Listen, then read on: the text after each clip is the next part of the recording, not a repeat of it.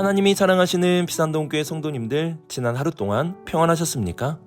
오늘 우리에게 주시는 하나님의 말씀은 출애굽기 21장 1절에서 11절까지 말씀입니다. 하나님의 말씀을 함께 읽겠습니다. 내가 백성 앞에 세울 법규는 이러하니라.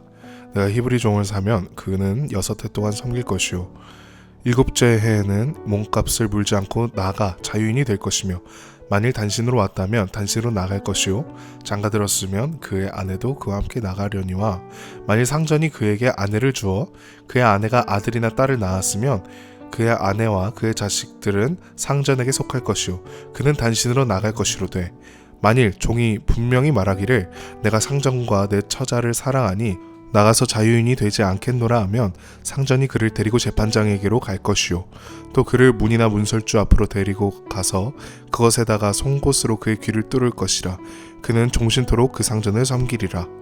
사람이 자기 딸을 여종으로 팔았으면 그는 남종같이 나오지 못할지며, 만일 상전이 그를 기뻐하지 아니하여 상관하지 아니하면 그를 속량하게 할 것이나, 상전이 그 여자를 속인 것이 되었으니 외국인에게는 팔지 못할 것이요 만일 그를 자기 아들에게 주기로 하였으면 그를 딸같이 대우할 것이요 만일 상전이 다른 여자에게 장가들지라도 그 여자의 음식과 의복과 동침하는 것은 끊지 말 것이요 그가 이 세 가지를 시행하지 아니하면 여자는 속전을 내지 않고 거저 나가게 할 것이니라. 아멘. 기도하겠습니다. 사랑의 하나님 아버지, 오늘도 우리에게 말씀을 주심에 감사드립니다. 하나님의 말씀을 통해 하나님의 뜻을 알게 하시고, 하나님의 뜻을 통해 하나님의 뜻대로 살아가는 우리 모두가 되게 하여 주옵소서. 이 모든 말씀 우리 주 예수 그리스도의 이름으로 기도드립니다. 아멘.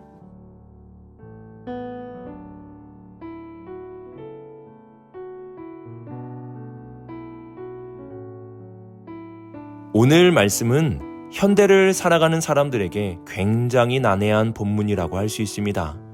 왜냐하면 마치 노예 제도를 인정하는 듯한 말씀으로 보이기 때문입니다. 그래서 20세기 중반까지는 서구에서 이러한 출애굽기 본문을 가지고 노예 제도를 인정하고 찬성하는 흐름도 나타나게 되었습니다. 정말 하나님은 인간사에 노예 제도를 인정하시는 것일까요? 당시 노예는 전쟁과 포로로 끌려간 사람들, 그리고 가난하여 모든 것을 잃어버린 사람들이 살아갈 수 있는 유일한 방법이었습니다. 노예의 삶은 모든 것을 잃은 사람들이 선택할 수 있는 유일한 삶이었습니다. 성경은 이러한 사람들에게 노예의 삶이 합당하다고 말하는 것이 아니라 이들에게 자유를 주어야 한다는 것을 강조합니다. 모든 것을 잃었다고 하여 자유도 잃은 것이 아니고, 모든 것을 잃었다고 하여 인간으로서의 권리가 없다는 것이 아니라는 사실입니다. 그래서 2절을 보시면 네가 히브리 종을 사면 그는 6해 동안 섬길 것이요 7째 해는 몸값을 물지 않고 나가 자유인이 될 것이며 라고 말씀합니다. 6년은 자신을 산 사람을 위하여 봉사하지만 7년째 되는 해에는 그 종이 그 주인에게 자유를 얻을 수 있다고 알려주는 것입니다. 평생토록 노예로 사는 것이 아니라 일정 기한만 노예로 살고 그 이후에는 반드시 자유를 종에게 주어야 한다는 것입니다. 그래서 3절 보시면 나갈 것이라는 단어가 계속 반복되는 것을 볼 수가 있습니다. 평생 노예로 사는 것이 아니라 나갈 수 있는 존재임을 강조하는 것입니다.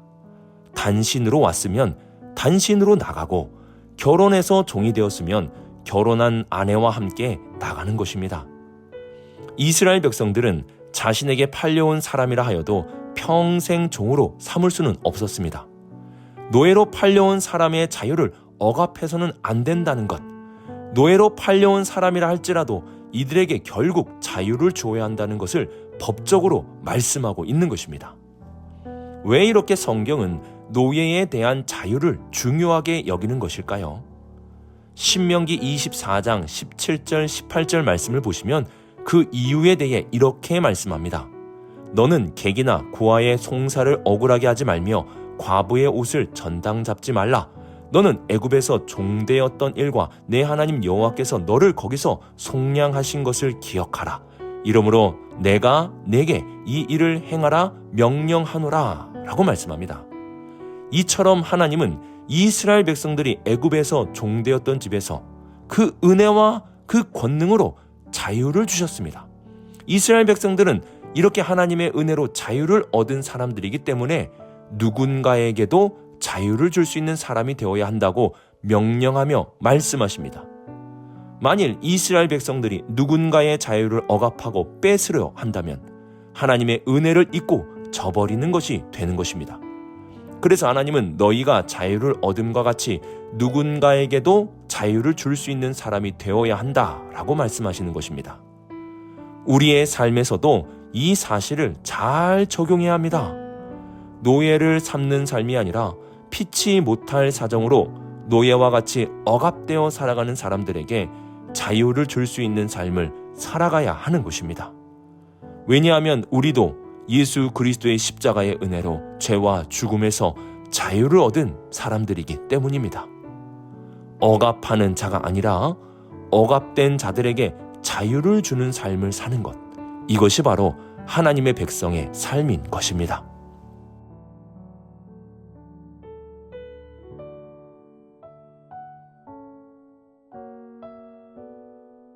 (4절부터) (6절까지) 말씀을 보시면 일시적이 아니라 평생 종이 되는 법에 대해서 말씀하고 있는 것처럼 보입니다. 4절을 보시면 주인이 그 종에게 아내를 주었을 경우에는 법률 적용이 달라지게 된다는 것을 알려주는데요. 본래 그 아내는 주인의 소유였기에 이러한 경우에는 단신으로 나가야지 아내와 자녀들을 데리고 나갈 수 없다고 말씀합니다. 여기에서도 분명한 것은 그 종에게는 자유를 얻을 권리가 있다는 것을 알려줍니다. 그렇기 때문에 그 종에게는 선택할 수 있는 권리가 생기게 되었습니다. 본래는 아내가 그 주인의 소유였기에 가족이 되었다고 하여 아내를 데리고 나갈 수는 없었습니다. 하지만 사랑함으로 자유인이 되길 포기한다면 송곳으로 귀를 뚫어 평생 그 주인의 종이 될 수 있다고 말씀합니다. 이는 평생 노예가 되는 것을 강조하는 것이라기보다 자유인이 된 노예가 자신의 삶에 대해 선택할 수 있는 권한이 있음을 강조하는 것입니다. 그리고 이 법은 매우 이례적인 상황을 언급하는 것입니다. 당시 사람들의 결혼 연령은 매우 낮았습니다. 그래서 전쟁에 나가서 싸우다가 포로로 잡힐 때나 그리고 가지고 있는 재산을 잃고 노예가 되는 경우는 어느 정도 나이가 있는 때, 즉 결혼한 때일 가능성이 큽니다. 그러므로 결혼하지 않은 어린 나이에 종이 되는 것은 매우 드문 경우입니다. 그러므로 일반적으로 노예의 삶을 산다는 것은 나갈 수 있는 존재라는 것이 전제되어져 있고, 이례적으로 어린 나이에 노예가 되었을 때, 그래서 주인이 자신의 소유인 여성을 주었을 때는 그 남종에게 선택의 권한이 있음을 알려주는 것입니다. 그리고 주인에게 남겨진 아내와 자녀들은 노예로 사는 것이 아닙니다. 그들은 주인의 보호 아래 살아가는 것입니다. 또한 8절을 보시면 주인의 소유가 된 여성의 경우에는 주인이 기뻐하지 않고 상관하지 않으면 속량할 수 있다고 말합니다. 여기서 속량이라는 것은 일정한 값을 지불하고 팔 수 있다는 것입니다. 그러므로 주인이 아내를 주어서 결혼하게 된 남자 종은 여러 가지 선택의 길이 있게 됩니다. 첫 번째로는 혼자 자유인이 되어 살아가는 것으로 이때 아내와 자녀는 주인의 보호 아래 살게 됩니다.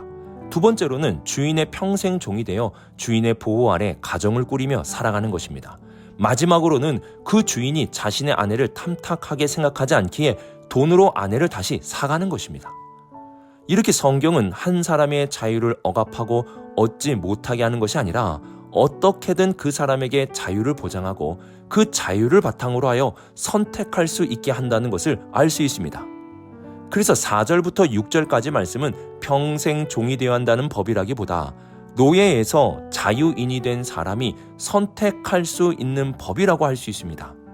이들에게는 선택할 수 있는 자유를 주는 것입니다.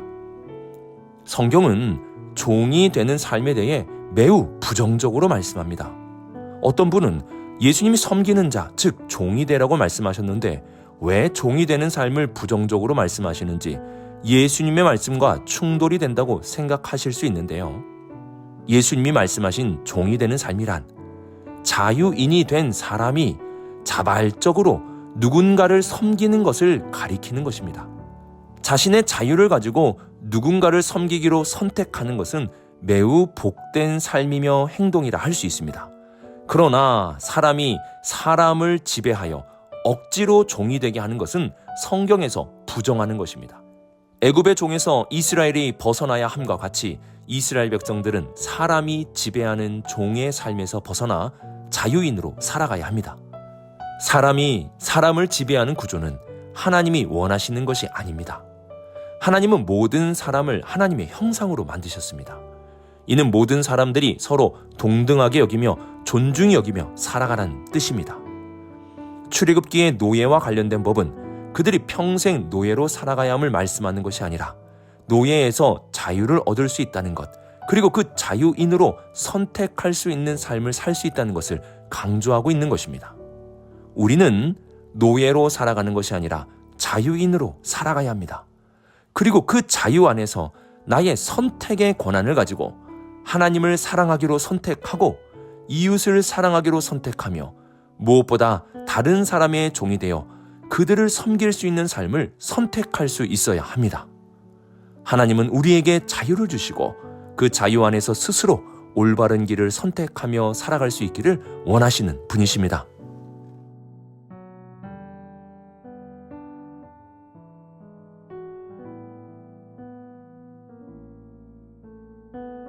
노예에 대한 보통의 법은 노예의 값이나 그 노예가 도망쳤을 때 어떻게 처리해야 한다는 것을 구체적으로 알려주곤 합니다. 하지만 성경에서 말씀하는 노예의 법은 그들의 자유를 보장해야 한다는 것과 그들의 선택을 존중해야 한다는 것을 강조합니다. 9절을 보시면 자신의 딸을 누군가에게 종으로 팔았을 때에 대하여 말씀하고 있습니다. 여기서 자신의 딸을 종으로 판다는 것은 첩으로 보내는 것을 가리키는 것 같습니다. 이렇게 누군가에게 자신의 딸을 종으로 첩으로 팔게 되었을 때는 그 여종을 딸같이 대우해야 함을 말씀하고 있습니다. 종을 가족과 같이 대하라는 것입니다. 그리고 10절 말씀을 보시면 상전이 다른 여자에게 장가를 들어도 그 여자, 즉 여종의 음식과 의복과 동침하는 것을 끊지 말라고 말씀합니다. 만일 이러한 의무를 지지 않으면 그 여자는 속전을 내지 않고 그저 나갈 수 있다고 말씀합니다. 즉 자신의 딸을 여종으로 판다는 것은 그 여종이 주인의 평생 노예로 살아가는 것이 아니라 가족으로 받아들여지는 것이고, 만일 가족으로서 해야 할 의무를 행하지 않을 시에는 그 여종은 그냥 나갈 수 있다는 것입니다. 이 말씀을 보시면 알 수 있듯이 성경은 그 사람을 종으로 대하라는 것이 아니라 가족으로 대하라 말씀하고 그 종에 대한 자유의 권한을 명확하게 말씀하고 있습니다. 그러므로 노예에 대한 하나님의 말씀은 노예를 인정하는 법이 아니라 그들의 자유를 인정하는 법이라 할 수 있습니다.